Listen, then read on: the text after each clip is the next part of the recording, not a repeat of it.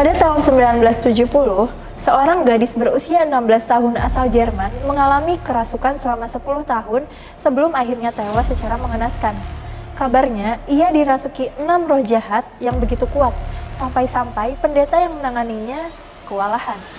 Faktanya, orang tua dan pendeta malah dianggap bersalah oleh pengadilan karena kelalaian terhadap anak. Kok bisa ya?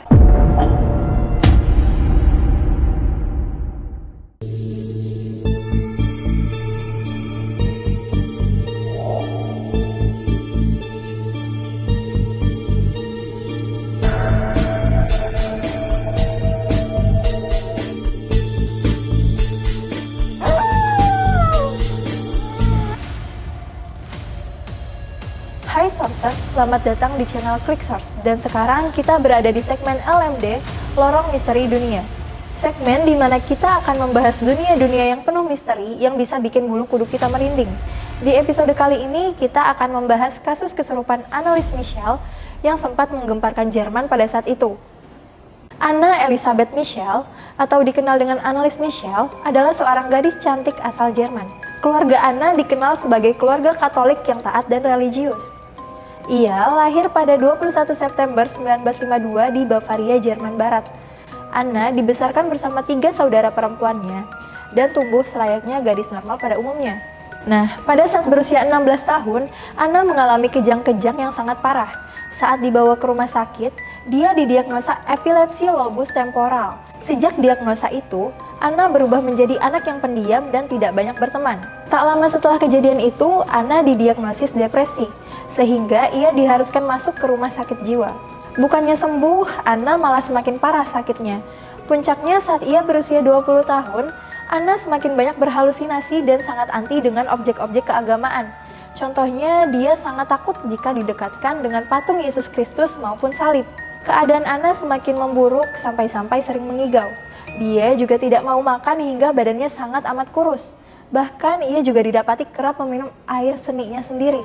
Hal tersebut membuat ibunya Anna berpikir kalau anaknya ini bukanlah sakit medis biasa, melainkan kerasukan roh jahat. Pada waktu itu, upacara pengusiran setan Katolik atau eksorsisme memiliki sebuah aturan yang sangat ketat. Tidak semua orang bisa atau boleh dieksorsisme. Biasanya, pendeta yang akan melakukan eksorsisme akan menilai dahulu apakah pasien ini layak mendapatkan eksorsisme atau hanya mengalami sakit medis biasa. Nah, saat itu, Anna ditangani oleh Uskup Joseph Stang yang menyetujui prosesi pengusiran setan yang diminta oleh orang tua Anna. Tetapi, secara diam-diam, alias dijaga kerahasiaannya. Di beberapa rekaman yang tersebar di internet, dikatakan jika Anna kerasukan 6 roh jahat.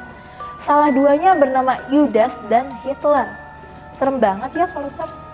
Sudah pasrah karena Anna tidak kunjung sembuh saat pengobatan medis, ibunya Anna pun memilih jalan eksorsisme sebanyak 67 kali yang dilakukan oleh Uskup Joseph. Anna melakukan prosesi pengusiran roh 1-2 kali per minggunya dengan durasi 4 jam di setiap sesinya. Ia terus mendapatkan ritual ini selama 10 bulan berturut-turut sebelum akhirnya dinyatakan meninggal dunia. Anna meninggal pada 1 Juni 1976 di kediamannya. Ia kemudian didiagnosa meninggal karena kekurangan gizi. Setelah dilakukan penyidikan oleh jaksa penuntut, ia menyatakan jika kematian Anna bisa dicegah setahun yang lalu sebelum eksorsisme tersebut dilakukan. Gak lama, orang tua Anna dan pendeta yang menangani Anna dijatuhi hukuman atas kelalaian dan pembunuhan. Tapi pada akhirnya keduanya tidak jadi dipenjara. Si pendeta diberikan denda administrasi, sedangkan ibunya Anna tidak dipenjara karena dirasa cukup menderita karena sakit yang diderita oleh anaknya beberapa tahun belakangan.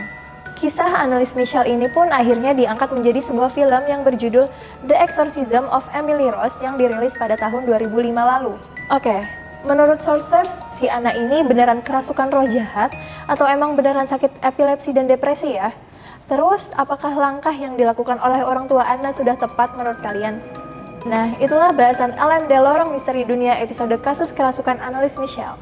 Jika Sourcers punya pendapat atau pandangan yang berbeda, silakan tulis di kolom komentar ya.